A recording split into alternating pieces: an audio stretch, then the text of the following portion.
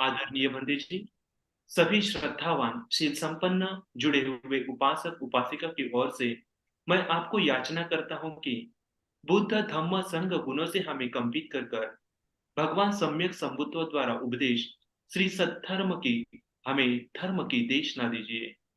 साधु साधु साधु।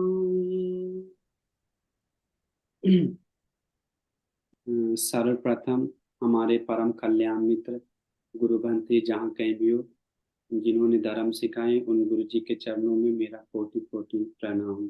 साधु साधु साधु। तो श्रद्धावान उपासकों, आज आप लोग को बहुत सुंदर से धर्म कारण कुछ बताने के लिए सोच रहे थे अग्र श्रावक के बारे में। तो आज हम आप लोग को विशेष एक में श्रावक के बारे में बताने जा रहे हैं। वो श्रावक कोई छोटे मोटे नहीं, अग्र श्रावक भगवान बुद्ध के इस बुद्ध शासन में सर्वश्रेष्ठ सर्व अग्र में उत्तम दो थे। मतलब भगवान बुद्ध के औरस पुत्रों में से सर्व अग्र पुत्र है। हृदय से निकले हुए पुत्रों में से हृदय मध्य जो सारिपुत्रारण वंशी और मोगलान वंशी भगवान के हृदय से निकले, धर्म से निर्मित हैं पूरी तरह। उनको दिल में सारिपुत्र अरहंत भंत्री का, अरहंत मुगलन भंत्री का दिल में, और अरहंत मुनि लोग जो है उनका गुण तो विस्मित है, लेकिन सारिपुत्र मुगलन भंत्री का विशेष गुण है बाकी सबसे। जिस दिन आपको पता होगा, मैं क्योंकि सारिपुत्र भंत्री के बारे में आज थोड़ा सा हम लोग चर्चा करेंगे, तो सारिपुत्र भंत्री कोई छोटे मोटे भिक्षु नहीं है। भगवान बुद्ध बताए प्रज्ञावान भिक्षुओं में से सर्व अग्र भिक्षु है सारिपुत्र भंत्री। तो सारिपुत्र वंशी एक असंख्यीय और एक असंख्यीय 1 लाख कल्प पारमी पूरा करते हैं, पुण्य पारमी करते हैं। तो सबसे पहले में भगवान बुद्ध को फूल का आसन पूजा करते हैं।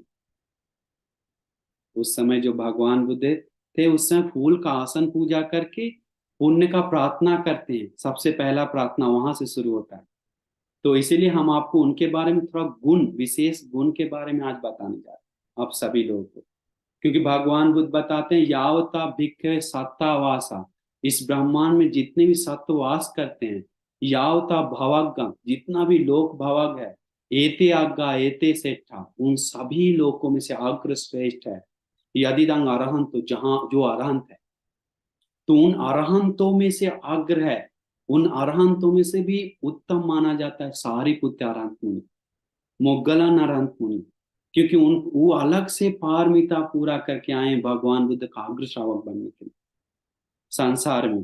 क्योंकि सारिपुत्र वंशी का गुण के बारे में कहेंगे तो विस्मित हो जाएंगे, कितना गुणवान थे। हम लोग उनको धूल के समान भी नहीं है। आजकल लोगों का सारा गुण इकट्ठा करेंगे तब भी सारिपुत्र वंशी का सामना नहीं कर सकते। इतना गुणवान, इतना विशेष थे वो।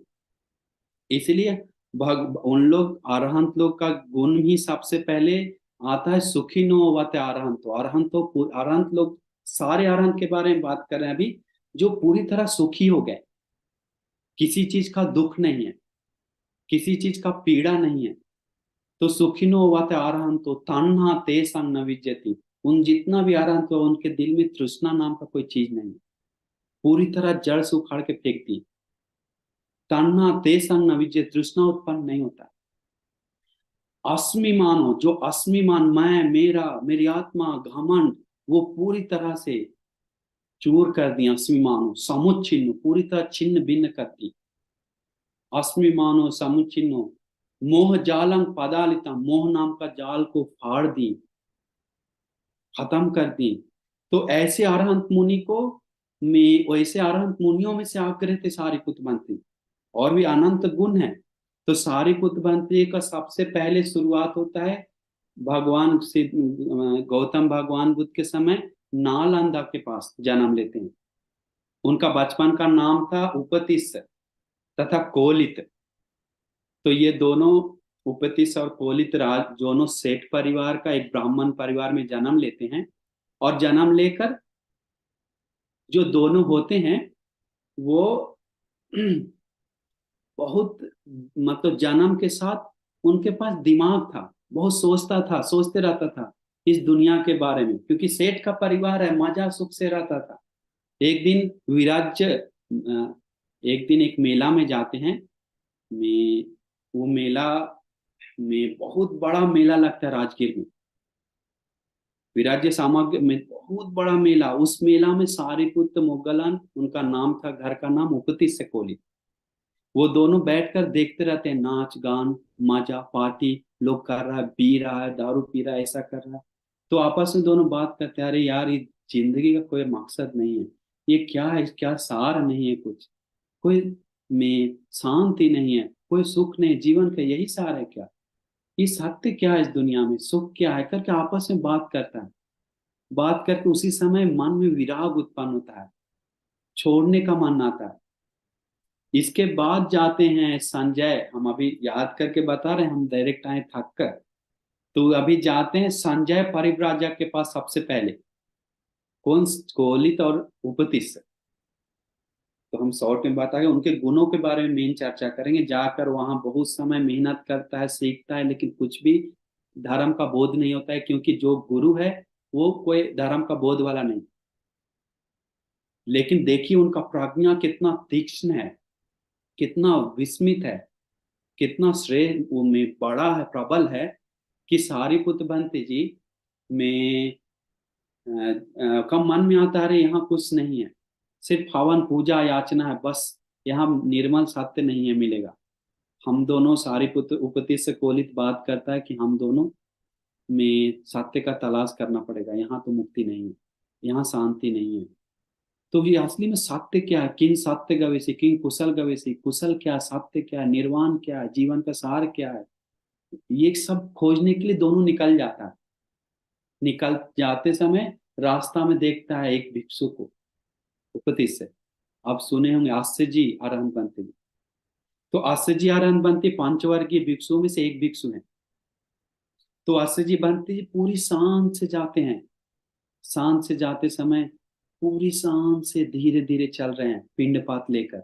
वो देखकर मन में विस्मित आता है, ये जरूर कुछ ज्ञान का बोध किया हुआ है।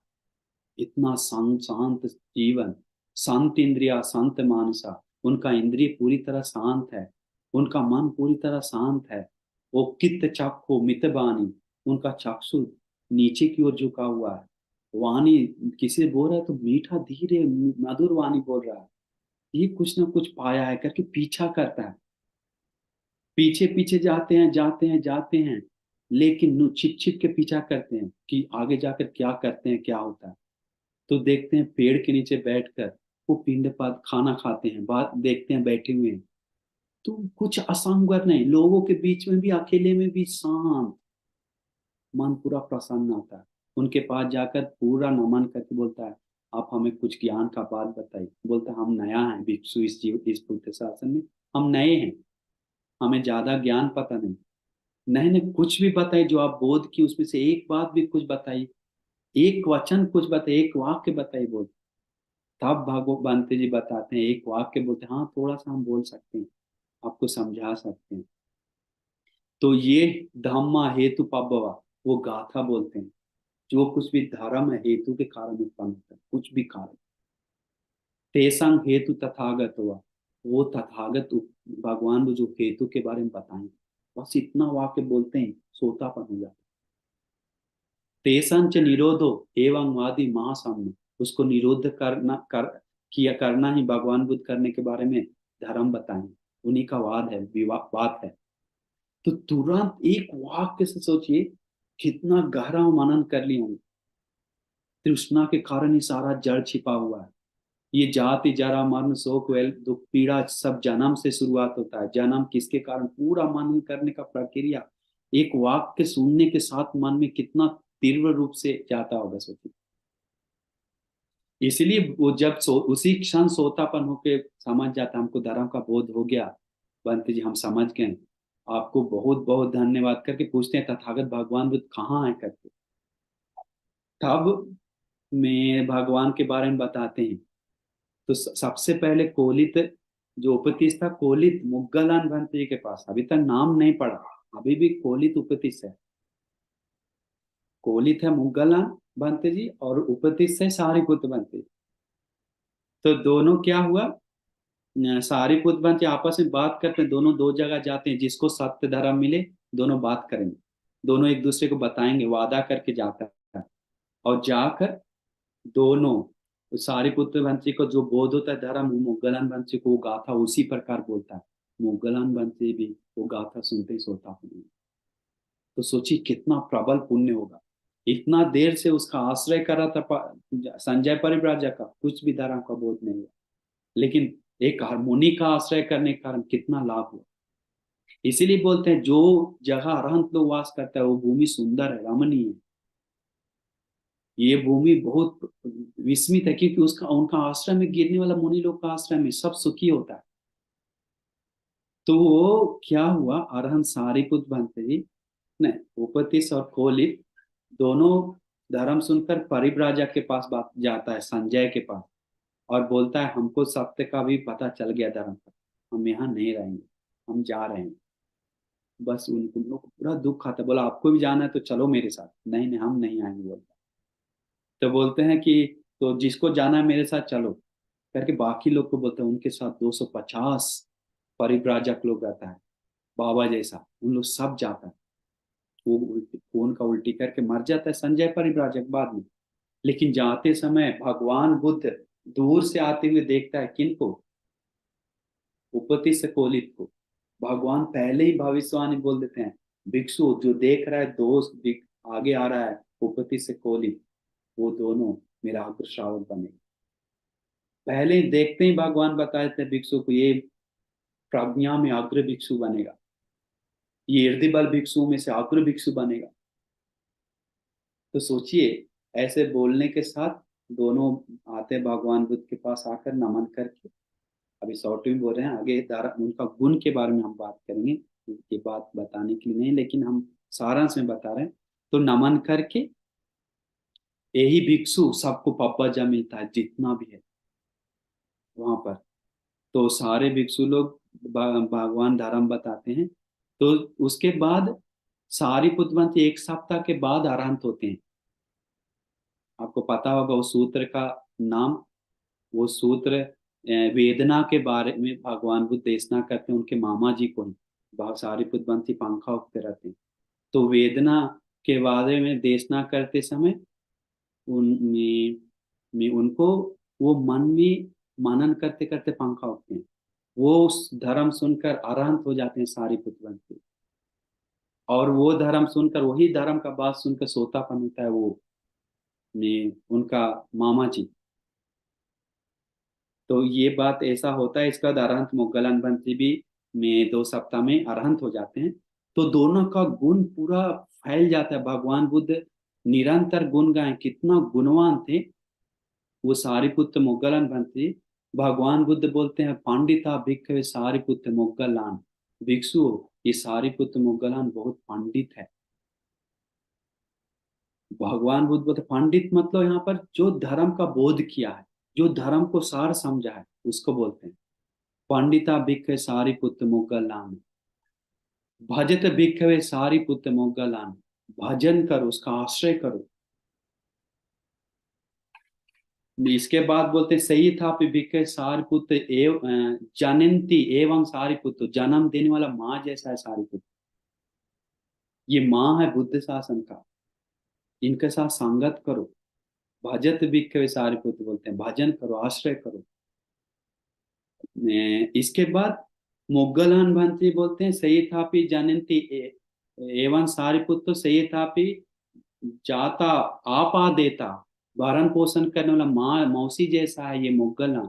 धर्म को आगे ले जाता है, सोतापन बनाते हैं, सारिपुत्र बनती धर्म का बात बोलते हैं। इतना प्रबल क्षमता है, क्योंकि भगवान बुद्ध में जो भी धर्म का सारांश में बताते थे, वो भिक्षु लोग भगवान का सारांश का विस्तार समझने सारिपुत्र बनते के पास जाते थे। तो सोचिए कितना उनके पास प्रबल क्षमता होगा, क्योंकि भगवान बुद्ध बताते हैं सारिपुत्र बंसी के पास कितना क्षमता है। जो जिस तरह धर्म का चक्का हम चलाएं, उसी प्रकार ये सारिपुत्र को चला सकता है।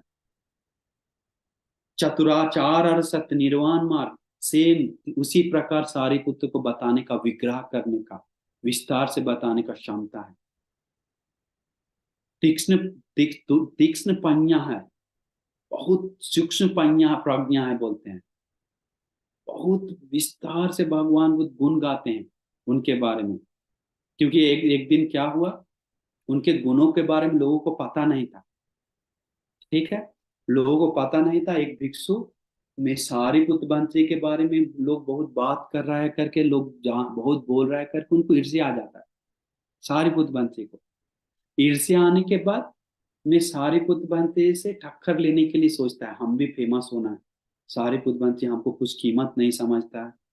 नया भिक्षु, एक नया भिक्षु को सारिपुत्र बंसी जैसा फेमस होने का भी मन आता है, और फेमस होने का रास्ता खोजता है। तो उनको दिखता है कि फेमस लोग से टक्कर लेंगे तो फेमस हो जाएंगे। अभी कैसे है, लोग मोदी को गाली देता है तो बीच में किसी को गाली दे देता है तो वो उसको हाँ मीडिया लोग सामने करके आगे बढ़ाता है। तो वैसा ही सारिपुत्र बंसी के बारे में टक्कर लेने के लिए जा रहा था कौन, एक सामान्य भिक्षु। पता नहीं था उनको सारिपुत्र बंसी कैसा गुणवान है, कैसा उनके पास में विस्मित प्रज्ञा है, कैसा उनके पास में क्षमता है, उनको पता नहीं। तो इसके बाद क्या होता है, मैं इसके बाद वो एक दिन रास्ता में खड़े रहते हैं भिक्षु, वो सामान्य भिक्षु। सारिपुत्र बंसी जाते समय हटता नहीं रास्ता से, हट नहीं हटता है तो वहीं पर खड़ा रहता है। वहीं पर खड़ा रहते समय सारिपुत्र बंसी नीचे से उतर के जाते हैं। नीचे से उतर के जाते समय चीवर का एक कोना उनको भिक्षु को लग जाता है। लग जाने के बाद वो केला का पेड़ काटना जैसा ढां सारा गिर जाता है जानबूझ। और सारिपुत्र बंसी से कुछ पता नहीं, सारिपुत्र बंसी अपना आगे चल जाते हैं, उनको कुछ सुनाई नहीं दिया, पता नहीं चला। और सारिपुत्र बंसी आगे जाने के बाद थोड़ा रोने लगता है। रोते रोते भगवान के पास जाता है। भगवान सारिपुत्र बंसी के बारे में आप बहुत गुण गाते हैं, बहुत बड़ाई करते हैं, वो बहुत दुष्ट है, बहुत खराब है, हमें धक्का दे के चला गया, माफी तक नहीं मांगा, क्षमा तक नहीं मांगा, कैसा आपका श्रावक है। भगवान को बता रहा, भगवान सब जानते हैं। तो भगवान बुद्ध को बताने के बाद में भगवान बुद्ध बोलते ठीक है, मैं इसलिए भगवान वो अच्छा नहीं सारिपुत्र करके पूरा निंदा करने लगते हैं, पूरा मजाक उड़ाने लगते हैं। समझ गए।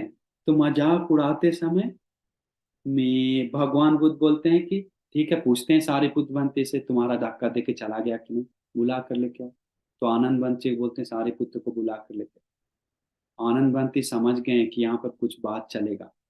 सारिपुत्र बंसी अगर कुछ मुख से निकाल दिए तो वहां का ज्ञान का ही बात होगा करके सारा भिक्षु संघ को इकट्ठा कर देते हैं, दरवाजा ढक ढक ढक ढक करके।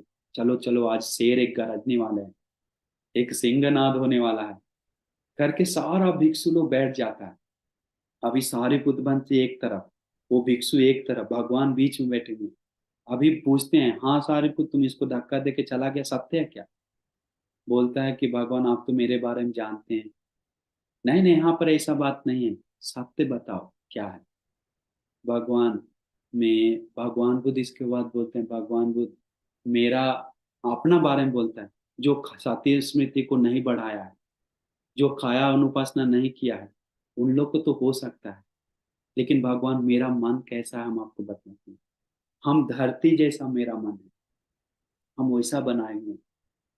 धरती को भगवान कोई थूक खखार फेंकता है, टॉयलेट करता है, धरती चिल्लाता नहीं है, अरे हमको क्यों गंदा फेंक रहा है। अच्छा भी फेंकता है, गंदा भी फेंकता है, धरती चिल्लाता नहीं, वैसा कोई सा।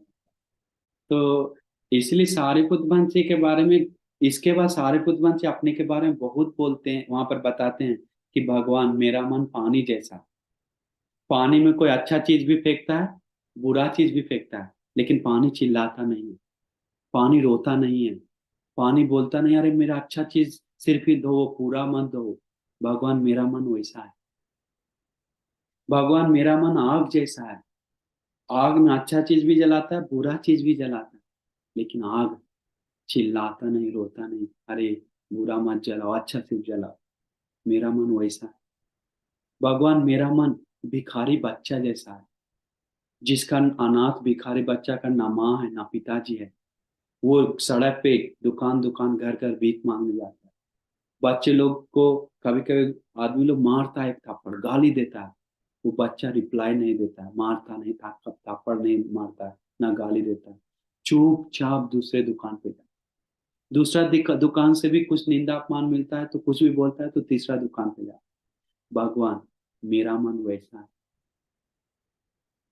भगवान मेरे मन बताते हैं, ऐसा ऐसा बहुत बोलते हैं भगवान, और बोलते हैं भगवान मेरा मन में क्या बोलते हैं, गाय का टूटा हुआ सींग है, वो ऐसा मेरा मन है। समझ गए, जो सींग नहीं होता है गाय का, टूटा हुआ है और सीधा गाय है, वो किसी को मारता नहीं, अपना नीचे सिर झुका कर जाता है, वैसा ही मेरा मन है भगवान।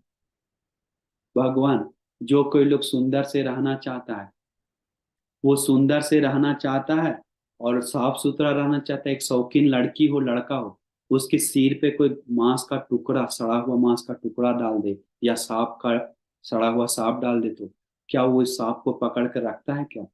बोलते हैं, नहीं। भगवान मेरा शरीर, अपना शरीर भी हम सड़ा हुआ सांप जैसा देखते हैं। भांति जी बोलते जा रहे हैं, बहुत बोल रहे हैं।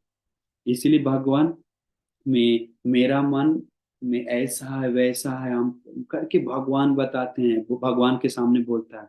वो भिक्षु को पसीना छूटने लगता है, शरीर कांपने लगता है, बोलता है भगवान हमको माफ कर दो, भगवान हमको माफ कर दीजिए। सारिपुत्र बंसी को बोलता है, सारिपुत्र से माफी मांगो, सारिपुत्र जल्दी इस मूर्ख अज्ञानी बाल भिक्षु को माफ करो, नहीं तो इसकी सिर सात टुकड़ा हो जाएगा, इस अज्ञानी को माफ करो। तो ऐसे बोलने पर सारिपुत्र बंसी तुरंत दिल से माफ करते हैं, वो महाकरुणावान है, हम माफ कर दी। तो लोग उनके बाद, इसके बाद पूरा गांव में फैल जाता है क्या, कि सारिपुत्र बंसी का तो मन धरती जैसा है, सारिपुत्र बंसी का तो में गुण आकाश जैसा है, सारिपुत्र बंसी का मन पानी जैसा है, कुछ चंचल नहीं कर सकता, हिला नहीं सकता, दुख नहीं पहुंचा सकता।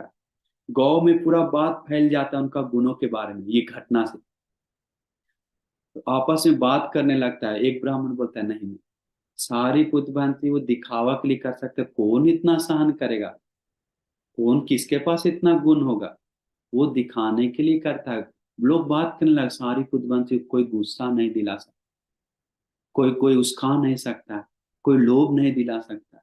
सारी पुतबंती का मन निर्मल है, पवित्र है, शुद्ध है। उपासक लोग आपस में बात कर रहा है गांव गांव में, उनका गुणों का चर्चा सब लोग करने लगा। एक ब्राह्मण को लगा, अरे वो झूठ का कर सकता है, कौन जानता है, वो हाँ, इतना कौन गुणवान होगा कि कुछ भी करे गुस्सा नहीं होगा। तो बताते हैं कि ऐसा बताते हैं, नहीं नहीं, गुस्सा नहीं आता उनको। बोला हम गुस्सा दिला देंगे, तुम क्या हारेगा।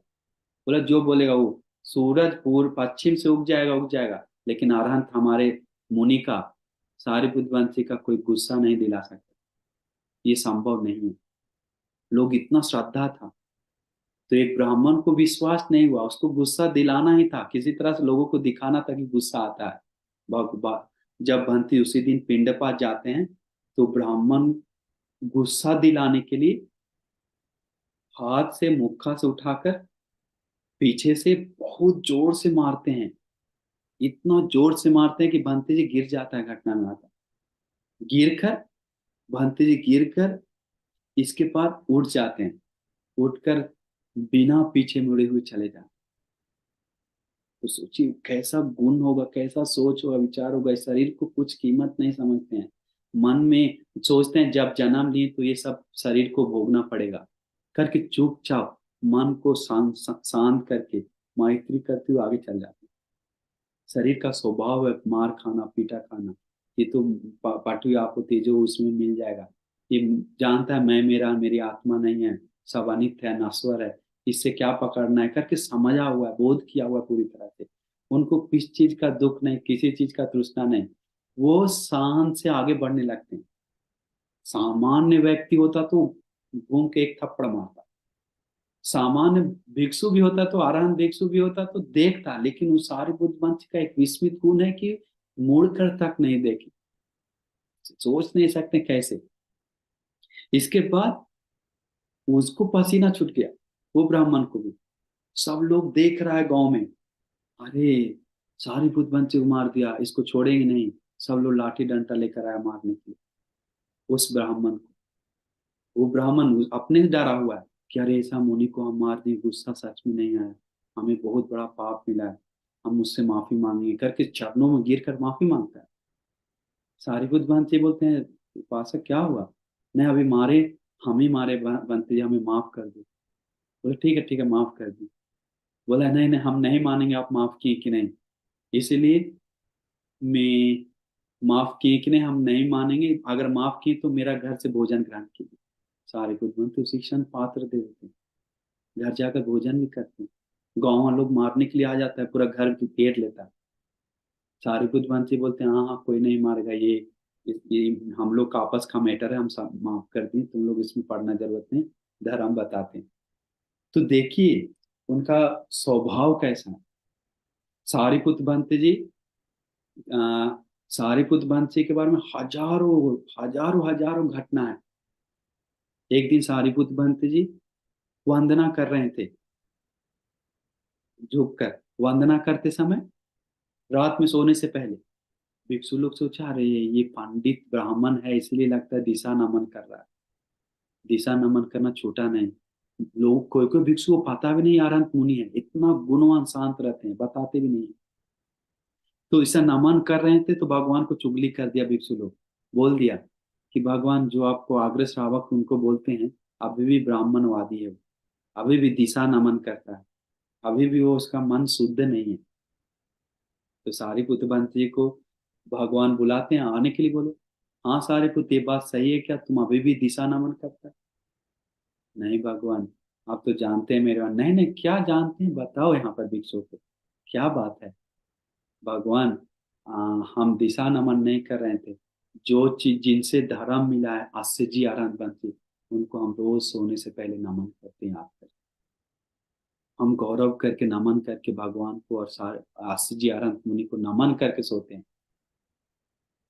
करके ऐसे बोलने के बाद बोलते हैं साधु साधु सारिपुत्र, कितना अच्छा है। भगवान गाथा बोलते हैं यमहं धम्मं विजान ये सम्मा संबुद्ध शासना। जो कोई लोग सम्मा संबुद्ध के शासन में धर्म सीखने के मतलब जो भी शासन में जिस किसी से धर्म सुना है तो सक्कच्चंतं नमस्सन्ति सागिं हुतं ब्राह्मण, जैसे ब्राह्मण लोग अपना अग्नि को नमन करता है भागवत श्रेष्ठ मानकर, वैसे ही सत्पुरुष लोग जिससे धर्म मिलता है उनको नमन करता है, गौरव करता है दिल से।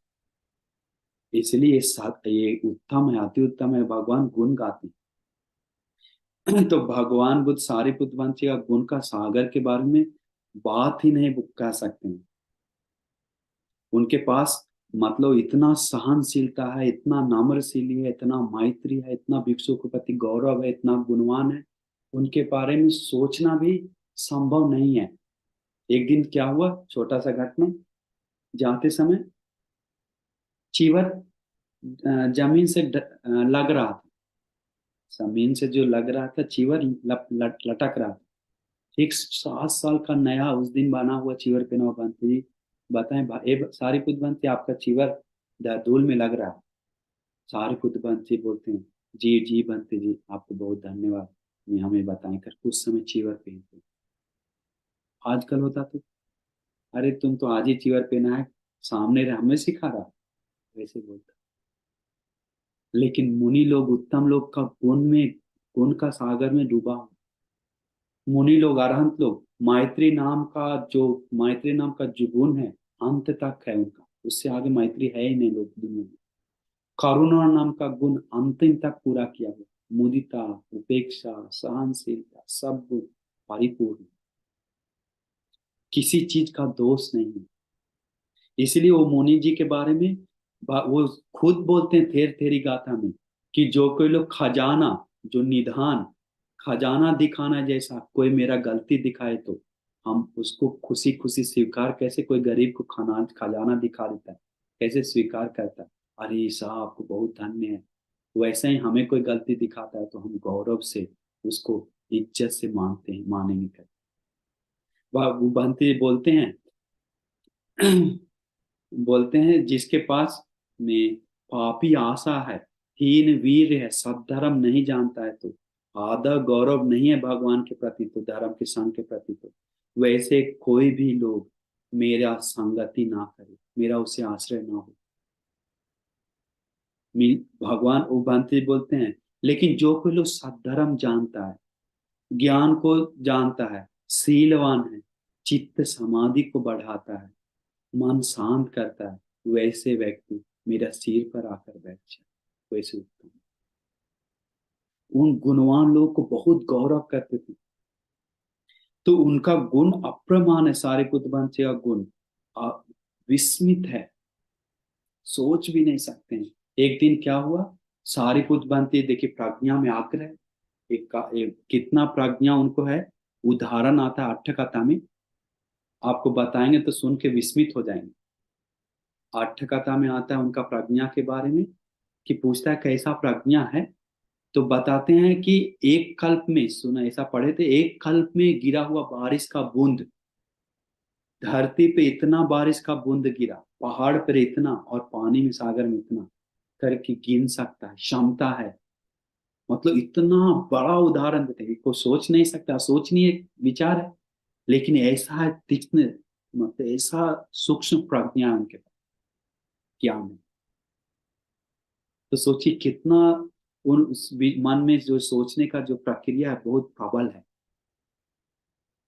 एक दिन क्या होता है, मैं सारिपुत्र भंते के बारे में पूरा, मैं सारिपुत्र भंते जी एक देख रहे थे, भिक्षु लोग आपस में बात कर रहे थे कि मंतानी पुत्र पुण्य भंते जी बहुत अच्छा से धर्म बताते हैं, बहुत सुंदर से धर्म बताते हैं। अरे वो भंते विस्तार अच्छा से करने होता है। वो सुन रहा था सारिपुत्र भंते, सारिपुत्र भंते को लगा रहे साधु साधु ऐसे भिक्षु को हमको मिलने का मौका मिलता था। देखिए अभी प्रज्ञा में आग्रह, धर्म का पूरा बोध की, लेकिन फिर भी वो ऐसे मुनि लोग से बात करने का, मिलने का मन। आपस में भाई बनते जी, भाई हैं, सारिपुत्र बनते छोटा है, लेकिन फिर भी मिला नहीं कभी। बोलते हमें मिलने का मौका मिलता तो कितना अच्छा है। पूछता है भिक्षुओं से, बनते जी मंतानी पुत्र पुण्य बनते कहाँ होंगे अभी? बोला वो बहुत अलग जाते हैं, दूर में जंगल में, बहुत काम आते हैं, आएंगे तो हमें बताइए। फिर उस मंतानी पुत्र पुण्य से भगवान से दर्शन करने के लिए आते हैं एक दिन, और वो पुण्यवंती दर्शन करके नमन करके चले जाते हैं। वो भिक्षु तुरंत बताता है सारिपुत्र वंशी, हाँ मंतानी पुत्र पुण्यवंशी आ गए, हम जिसको खोज रहे थे, मिलना चाह रहे हैं, कहाँ है कहाँ है? अभी तुरंत गया जंगल में, अंदर नमन करके भगवान को वापस गया। तो पीछा पीछा करते पीछे जाते, पीछे जाते समय, पीछे पीछे जाते समय देखते हैं मंतानी पुत्र पुण्यवंशी ध्यान में बैठे हैं। आजकल लोग रहते तो बनती हम बहुत दूर से आपको खोजने के लिए आए, उठी उठी करके उठा देते, डिस्टर्ब करता। लेकिन सारी पुत्र बनती बैठे हुए थे वहां पर, उठने तक कुछ घंटा तक बैठे हुए थे। उठने के बाद भंते जी आपसे हम बात करने के लिए आए। हाँ हाँ बोलिए भंते जी क्या बात है? दोनों आपस में बात कर रहे, दोनों नहीं जान रहा कौन क्या है। बोलते हैं आप, आपके बारे में भगवान बहुत बोले, मंतानी पुत्र पुण्यवंशी आप ही है ना? हाँ आओ सो, हाँ ही श्रावक मंत्री हम ही हैं, हमें कुछ धर्म का बात आपसे करना है। हाँ पूछो पूछो। उनको पता नहीं सारे कुछ बनते, ये सारे कुछ है बनते हैं, उनको पता नहीं। पूछो पूछो। तो बताते हैं में बनते जी, ये जो सील के बारे में पूछते हैं, सील अब किस लिए लोग धर्म का आचरण करें? सील शुद्धि के लिए क्या? सील विशुद्धि के लिए क्या? या चित्त विशुद्धि के लिए, या किसके लिए करके बात करता है सील विशुद्धि के बारे में? धर्म काम तो सील विशुद्धि के लिए है क्या? नहीं नहीं, सील विशुद्धि के लिए नहीं है बोलते। तो चित्त विशुद्धि के लिए नहीं, ऐसे ऐसे करके निर्वाण तक ले जाता है पूरी तरह से आगे। सील उपकार करता है चित्त के लिए, चित्त बढ़ाने के लिए, चित्त उपकार करता है प्राज्ञ, ऐसा ऐसा बताते हैं। तो बताने का जब धर्म चर्चा कुछ घंटा तक चलता है बातचीत, भांति जी बहुत सुंदर से विस्तार करते हैं। उन अरहंत मंतानि पुत्र पुण्यमति। देखिए हम लोग का गुण कितना नीच है, कितना कम है, कितना छोटा है उन मुनियों लोग के सामने। हम लोग विस्मित आता है कभी कभी घटना सुनने के बाद, अरे ऐसा महान मुनि लोग रह चुके हैं हमारे धरती पे। अरे साधु साधु, ऐसे मुनि लोग को याद करने से भी मन शांत होता है, याद करने से भी खुशी होता है। देखिए कितना घमंड नाम का चीज टच हुआ भी नहीं है, दूर है, बहुत किलोमीटर दूर। अभी प्रज्ञा में अग्र भिक्षु जो भगवान बुद्ध निरंतर गुण गाए, भिक्षु लोग पीछा करते हैं उनको, वो भिक्षु उनसे धर्म बातचीत कर रहा है। पूछते हैं ठीक है, खत्म होने के बाद मनतानी पुत्र पुण्यवंती पूछते हैं, हाँ बनते ही में आप कौन है? बनते जी हमें बोलते हैं सारी पुत्र करके। आप है सारी पुत्र बनते जी? वो भगवान आपके बारे में बहुत कुछ बताएं, धर्म हम सुने, प्रज्ञा में आग्रह है, ऐसा ऐसा गुणगान। पहले पता रहता तो हम इतना धर्म का बात नहीं निकलता आपके सामने। तो देखिए आपस में, तो सारी पुत्रवंशी का नामर से नहीं, सारी पुत्रवंशी का गुण विस्मित है वहां से, हम लोग सोच भी नहीं सकते हैं उनका गुणों के बारे में। सारीपुत्र एक दिन भगवान बुद्ध बोलते हैं कि आनंद तुमको सारीपुत्र कैसा लगता है? तुमको लुभता है क्या, मन लगता है क्या, प्रिय लगता है क्या? आनंद बंती बोलते हैं, भगवान किसको सारीपुत्र बंती अच्छा नहीं लगती? जो मूर्ख है उन्हीं को अच्छा नहीं लगेगा, जो अज्ञानी है उन्हीं को अच्छा नहीं लगेगा, बाकी सबको बुद्धि अच्छा लगता है, प्रिय लगता है। करके भगवान बुद्ध का गुण गाते हैं, सारे आनंद बंती भी गुण गाते हैं। तो ऐसे बहुत घटना है उनके बारे में, एक नहीं, दो नहीं, तीन नहीं, हजारों घटना है जो सारीपुत्र बंती जी के बारे में, सारीपुत्र बंती के बारे में, घटना के बारे में बात बताएंगे तो विस्मित हो जाएंगे। सारीपुत्र बंती जी के बारे में बताएंगे, जैसे में आप बोलते हैं, मैं सो देखिए सारीपुत्र बंती का में देखेंगे तो तेजस, उनका बल पावर के बारे में, सबसे पहला बुद्ध शासन का भिक्षु अन्या कौंडन्य बनते, आपको पता होगा। अन्या कौंडन्य बनते जी भी में सारीपुत्र बनते जब अग्र श्रावक थे तो उनके पीछे पीछे जाते थे, क्योंकि अन्या कौंडन्य बनते बड़ा है, बुद्ध शासन का सिस्टम है, जो पहले चिवर था वो बड़ा है। लेकिन सारीपुत्र बनते जी को गुण देखकर, उनका स्वभाव देखा, रहे अग्र भिक्षु है, प्रज्ञा में अग्र, भगवान का दाहिना शिष्य है, उनको वो मेरे पीछे चल रहे हैं, उनको अच्छा नहीं लगा। वो उस कारण से उनको आगे ले जाने के लिए वो कौंडन्य बनते जंगल चले जाते हैं, हिमालय पर, उनका आगे ले जाने के लिए। तो देखिए ऐसे लोग अरहंत भिक्षु, अरहंत मुनि लोग भी, सारे कुछ बड़े बड़े भिक्षु लोग भी, जो सबसे पहला भिक्षु हुआ वो भी गौरव देते हैं सारीपुत्र वंश को, क्योंकि इतना गुण था उनमें, इतना श्रेष्ठ थे, इतना उत्तम थे, इतना महान थे, इतना मतलब क्या, सच में उनको जब भगवान बुद्ध में समय कितना हुआ पता नहीं, जब भगवान बुद्ध परिनिर्वाण हो रहे थे, भगवान बुद्ध परिनिर्वाण हो रहे थे नहीं, अरहंत सारीपुत्र भंत जी देखते हैं कि उनका परिवार में सभी लोग धर्म का बोध किया, सिर्फ एक को छोड़कर, माँ को। आप सुने होंगे उनका माँ महाब्रह्मा को नमन करता था, वंदना पूजा करता था, सारे पुत्र वंश की निंदा करता था कि सारा परिवार परंपरा को लेकर चला गया करके डांटते रहते थे, क्योंकि उनके पास में सारे पुत्र वंशी का उपसेन और महाचुंद खदिरवती रेवत तीन भाई था, तीनों अरहंत हो गए। चाला उपचाला शिशु उपचाला तीन बहन था, तीनों अरहंत भिक्षुनी हो गए। उनका तीनों बहन शादीशुदा, बच्चा लोग, परिवार लोग, सब लोग चीवर पहन के बुद्ध शासन में मार्ग फल्ला विशोतापन साख लगाने वाले, कुछ भी एक मिस नहीं, सिर्फ मम्मी छूटा हुआ है। देखते हैं कब उनको बताएं, कब समय आने तक इंतजार करते हैं। इसके बाद अंतिम समय में जब देखते हैं कि सारीपुत्र बनते अभी कि मेरा आयु संस्कार खत्म होता है, समाधि से देखते हैं कि सारा अग्र श्रावक लोग भगवान बुद्ध से पहले परिनिर्वाण होते हैं। भगवान बुद्ध परिनिर्वाण होने से पहले अग्र श्रावक लोग परिनिर्वाण होते हैं। तो सारिपुत्र बनते सीधा जाते हैं कहाँ? भगवान के पास। भगवान के पास जाकर भगवान को में वंदना करके अनुमति मांगता है, हे भगवान, हमें अनुमति दे, मैं हमें परिनिर्वाण होने की अनुमति दे दीजिए। हम अभी घर जाकर माँ को भी धर्म बताकर वहीं परिनिर्वाण होंगे करके बताते हैं। सारिपुत्र, मैं तुम जाने से पहले अंतिम बार भिक्षु को धर्म का उपदेश देकर जाओ, अच्छा होगा। जी जी भगवान करके सारिपुत्र बनते धर्म का उपदेश बताते हैं सुंदर से।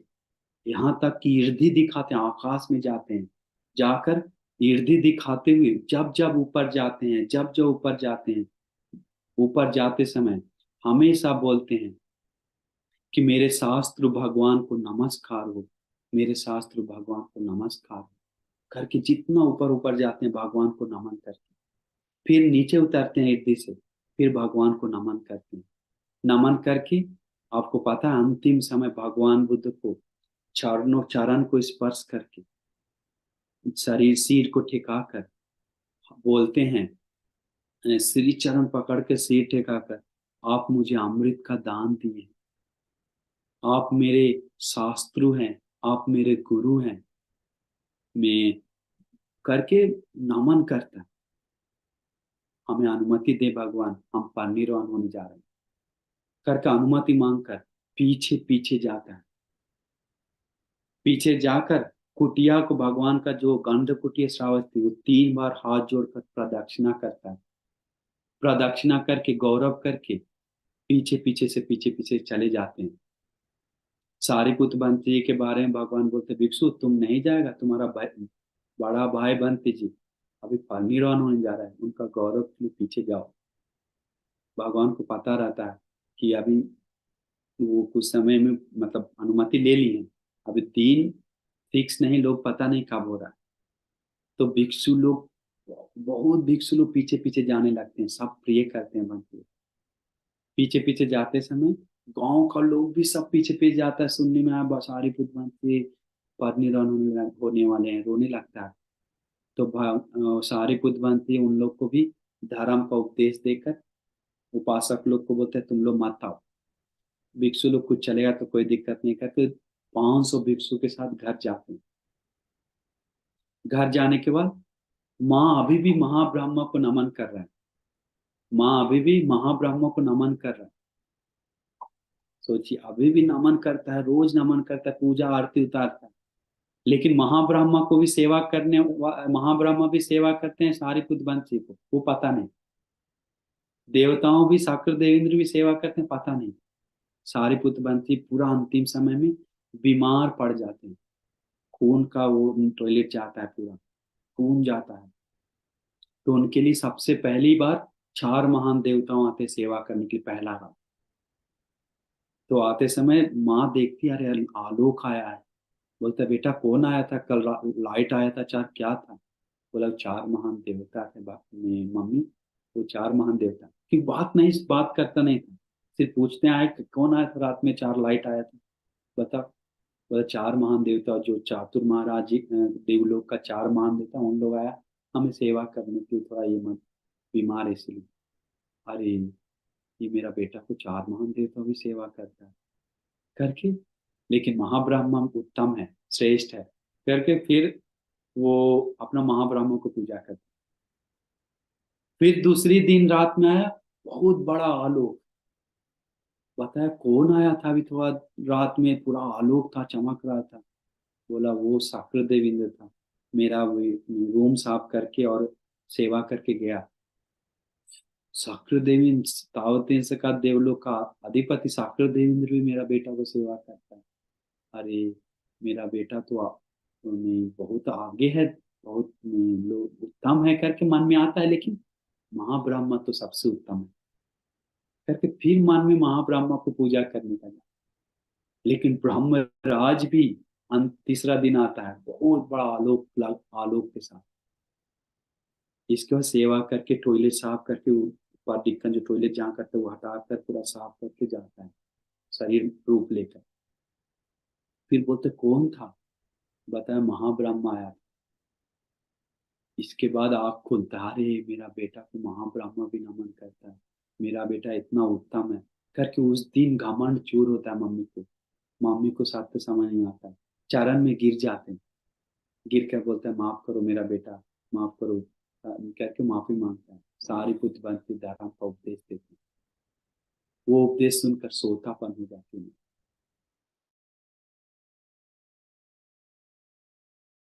जो धर्म का किया सारे पुत्र बनती, एक भी परिवार में न्याय रिश्तेदार सबको धर्म पे लाया था सारे पुत्र बनती ज्यादा।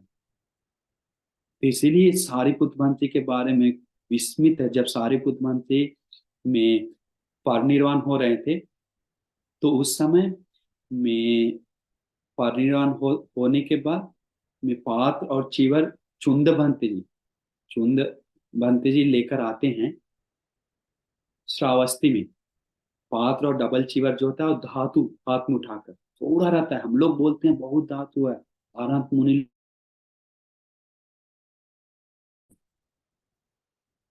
तो अस्थि धातु पूरा लेकर में आनंद बंची को देता है कि भंते जी ये पात्र है, ये चीवर है, ये धातु उनका। सारीपुत्र बंसी पानीरवान हो गए। आनंद बंसी को पूरा चक्कर लगने लगता है, अरे ये महामुनि जी मेरा गुरु, क्योंकि बहुत प्रिय करता था सारीपुत्र बंसी को, बहुत संगत करता था, आश्रय करता था, उनको पीछे रहता था, हमेशा प्यार करता था, बहुत उनको इतना चाहता था कि कुछ भी धर्म का बात उन्हीं से बात करता। उनको सोतापन होने पर भी में हमको दिशा नहीं दिख रहा है, हमको कुछ समझ में नहीं आ रहा है, कुछ मन में नहीं आ रहा है, क्या बता रहे हैं आप, सारी कुछ बनती परिनिर्वाण हो गए, नहीं नहीं हमको कुछ समझ नहीं आ रहा करके मन में विचलित हो जाता है। रोते रोते भगवान के पास जाते हैं, भगवान चुंदबंसी बोल रहे सारी कुछ बनती परिनिर्वाण हो गए। भगवान सारी कुछ बनती परिनिर्वाण, हाँ चुंद में आनंद सारी कुछ परिनिर्वाण हो गया। में भगवान बुद्ध बोलते हैं कि तुम दुख मत हो। मैं सारिपुत्र सबको अनुग्रह करता था बात से, लेकिन तुम दुख मत हो, मैं पहले ही तुम्हें बताए थे प्रिय चीज से अलग होना पड़ता है, पहले ही बताए थे कि इसीलिए सारिपुत्र में आनंद तुम में तुम्हारा सील को नहीं लेकर गया, तुम्हारा समाधि को नहीं लेकर गया, तुम्हारा प्रज्ञा को नहीं लेकर गया, इसलिए अत्त दीप वीरते अपना दीप खुद बनो, अत्त सरना अपना शरण आरक्षक खुद बनो, अनन्य शरण दूसरा कुछ शरण नहीं, धम्म दीपा धम्म शरण अनन्य शरण, धर्म का दीप बनाना है तो धर्म का दीप बना, दूसरा कुछ भी दीप नहीं। इसीलिए हम लोग धर्म का आश्रय करके धर्म के प्रति गौरव रखते हुए हम लोग अगर उनके उनके पीछे जाते हैं तो हम लोग को लाभ मिलेगा, हम लोग को कल्याण होगा। इसलिए आप लोग खुश होना चाहिए कि अरे सारिपुत्र आनंद भंते जी कितना ज्ञानी थे, कितना बुद्धिमान थे, कितना उत्तम थे। सारिपुत्र भंते के बारे में अगर जितना भी बताएंगे कम है, घटना हजारों है। हम अभी अच्छा से मैं एक एक घटना बता सकते थे, लेकिन मैं थोड़ा डायरेक्ट थक कर आने के कारण हम थोड़ा स्पीड जल्दी बोल दी जहाँ तहाँ से। लेकिन याद रखिए सारिपुत्र भंते जी भिक्षुओं का में भगवान बुद्ध बोलते हैं कि धर्म का राजा भगवान बुद्ध है, तो ये सारिपुत्र भंते धर्म सेनाधिपति है। सेनाधिपति मतलब जो राजा सेना को पालन करता है, वैसे भिक्षु को देख रेख करने वाला सारिपुत्र भंते। तो सारिपुत्र भंते का सोचिए इतना होने पर भी उनका स्वभाव कैसा था, विस्मित नहीं लगता, इतना उत्तम होने पे अरहंत लोग का स्वभाव। एक दिन श्रावस्ती जब बना था अनाथ पिंडिक सेठ जी जो कुटिया पूजा किए थे रूम में सब, तो वो में जिस दिन ओपनिंग हुआ था उसके अगला दिन सब बंसी लोग कुटी चुन लिया था, सब लोग अपना अपना हम इसमें रहेंगे, हम इसमें रहेंगे। कोई कोई लोग पहले से लॉक कर दिया था ये मेरा गुरु जी करेगा, ये मेरा बंसी करेगा। सारी कुतबंसी अंतिम आते हैं, अंतिम कुटिया नहीं मिलता है। सारी कुतबंसी नहीं बोलते हैं कि हम अग्र भिक्षु, हमको कुटी क्यों नहीं दे रहा, हम श्रेष्ठ भिक्षु, हमको कुटी क्यों नहीं दे रहा। ऐसे नहीं बोलते, पेड़ के नीचे बैठकर ध्यान में बैठ जाते। जब भगवान बुद्ध सुबह उठकर में आते हैं, बाहर आते हैं, तो देखते हैं एक भिक्षु पेड़ के नीचे है, गला खाते हैं। तो बोलते हैं, जी जी भगवान, हम कौन है पूछते हैं। बोलते सारिपुत्र हैं भगवान। क्या हुआ सारिपुत्र, कुटी नहीं मिला क्या। नहीं भगवान, सारा कुटी फूल हो गया, मतलब ले लिया है सब। तो दिल में बहुत संवेद जागता है, बहुत करुणा जागता है कि अरे ये ऐसे अग्र श्रावक को भी कुटी नहीं दे रहा है, तो मिल नहीं रहा है, तो ये शासन के लिए नियम बनाना पड़ेगा करके भगवान वो सुबह सुबह पिंड पात जाने से पहले भिक्षु को इकट्ठा करते हैं।